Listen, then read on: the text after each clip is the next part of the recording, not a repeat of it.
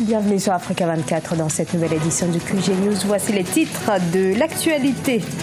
Tenue des élections législatives et présidentielles, création d'une nouvelle coalition politique. Le Niger s'est engagé dans de nombreux dossiers tout au long de l'année. Le décryptage à suivre dans ce journal.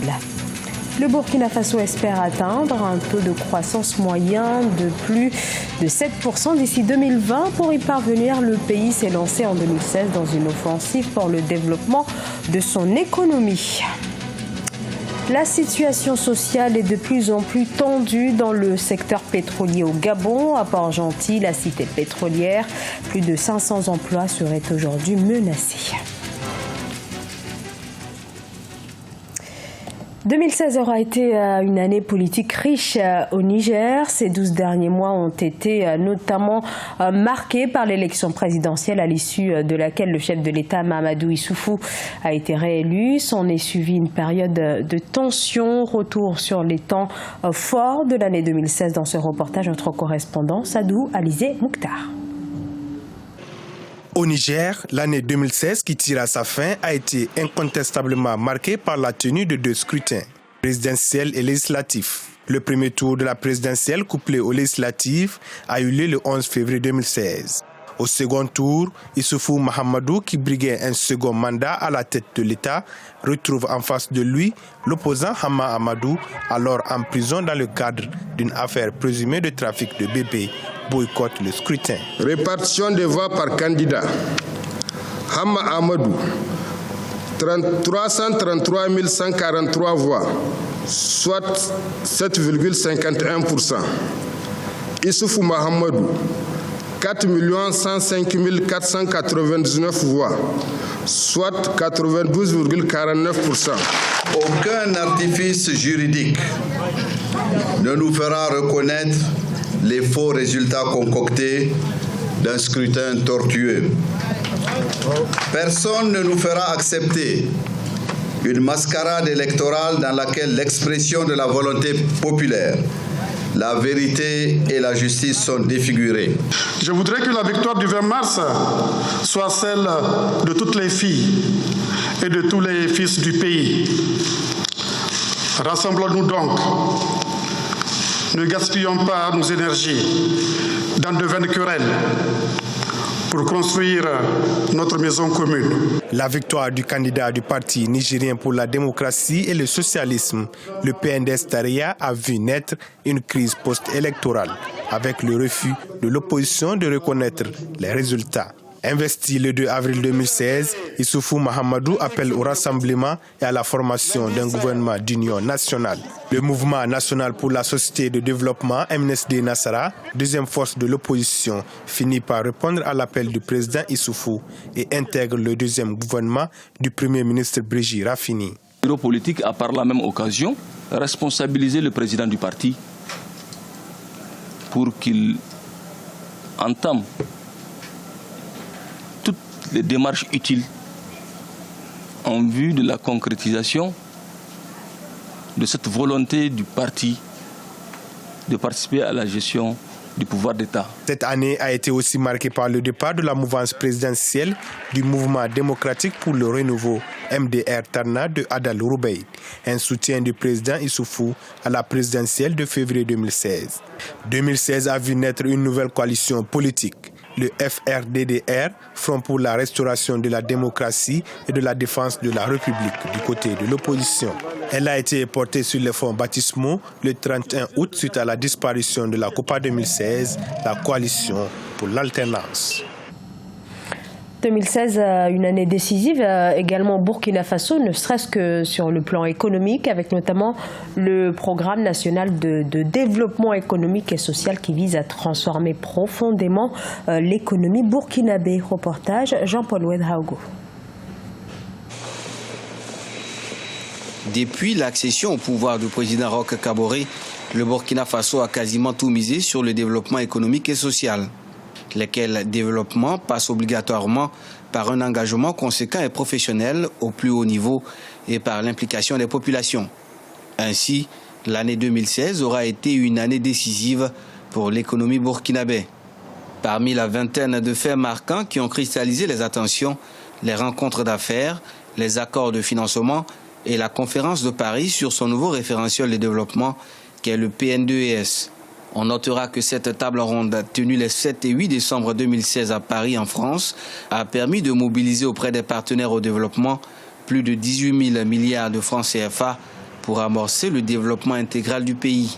3 défis principaux ont été mis en évidence pour assurer la transformation structurelle de l'économie burkinabé. Et je vais les citer.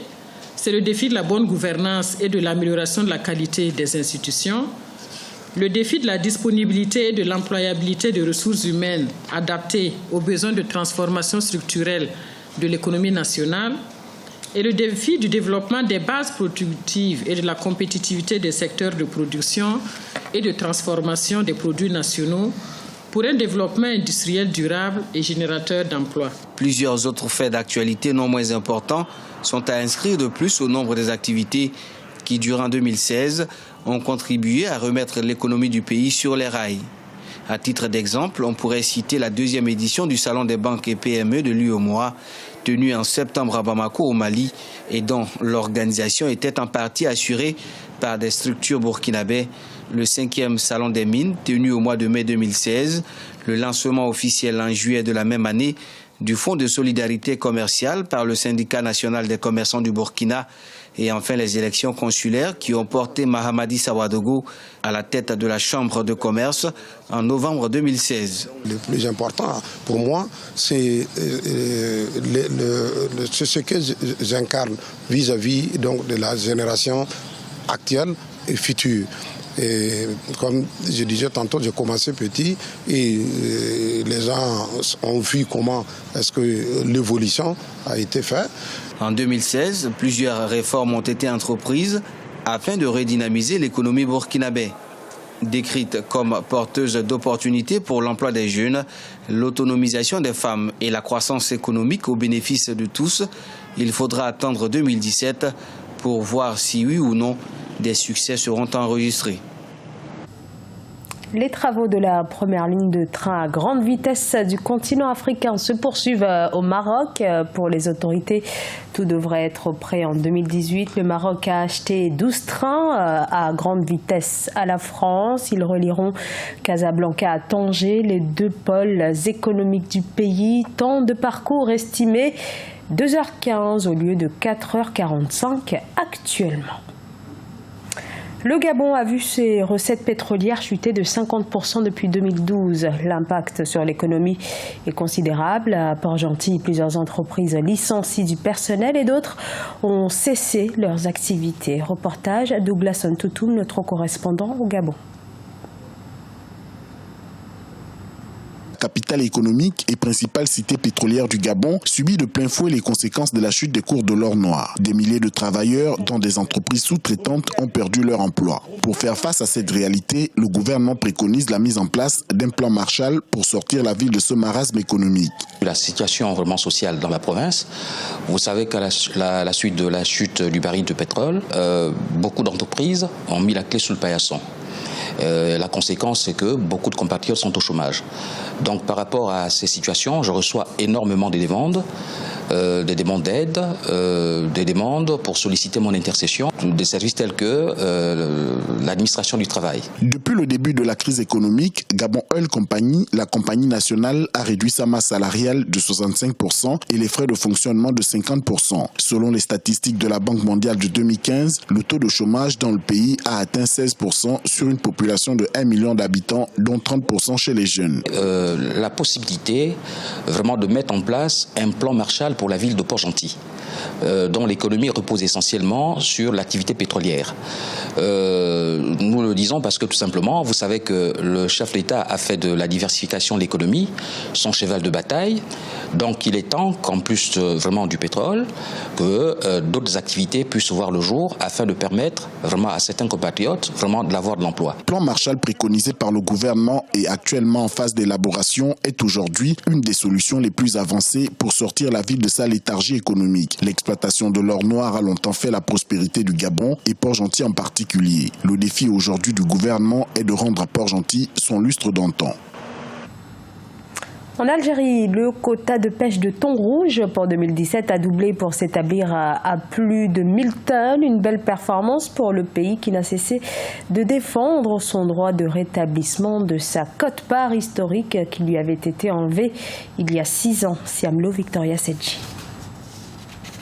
L'Algérie vient de voir son quota de pêche de thon rouge rehaussé par la Commission internationale pour la conservation des thonidés de l'Atlantique, CICTA, suite à une série de négociations devant permettre d'exonérer les pays qui, au cours de ces derniers mois, ont respecté les règlements de pêche. La demande algérienne a pu obtenir 5% de plus sur les 2% que le pays détenait jusqu'en 2016, ce qui porte finalement à 1046 tonnes le nombre de thon rouge que pourra obtenir l'Algérie des eaux de l'Atlantique contre 546 fixé initialement sur 2017. Il y a un avantage pour l'Algérie, c'est que ainsi elle pourra combler le déficit algérien en termes de thonidés et en termes de consommation de poissons qu'elle devait payer cash à d'autres pays qui le pêchaient pour elle. Cette quote-part est issue d'une augmentation graduelle depuis 2014 où la part de pêche de l'Algérie s'élevait à 243 tonnes permises. En 2015, elle est passée à 370 tonnes pour atteindre 460 tonnes en 2016 et enfin 546 en 2017. Ce seuil historique de 5%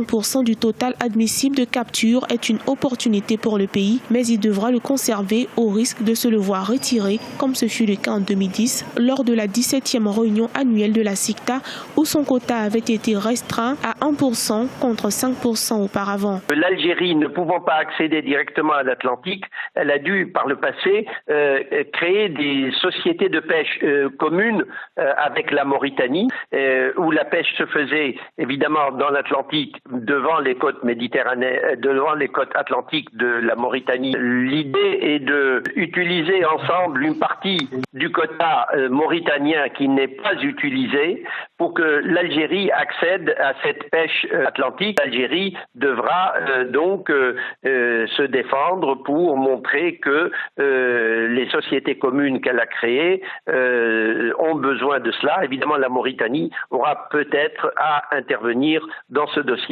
L'Algérie, qui importe plus de 300 millions de dollars de poissons, devra lors des prochaines négociations prévues en 2017 protéger cette quote-part en négociant davantage une présence réglementée dans les eaux de l'Atlantique par rapport aux autres pays, notamment ceux de la rive nord. Un argumentaire qui déterminera si oui ou non cette quote-part sera conservée en 2018. Ce journal a été réalisé par l'ensemble de la rédaction. Merci pour votre fidélité. Dans un instant, une nouvelle édition de l'actualité sur Africa 24.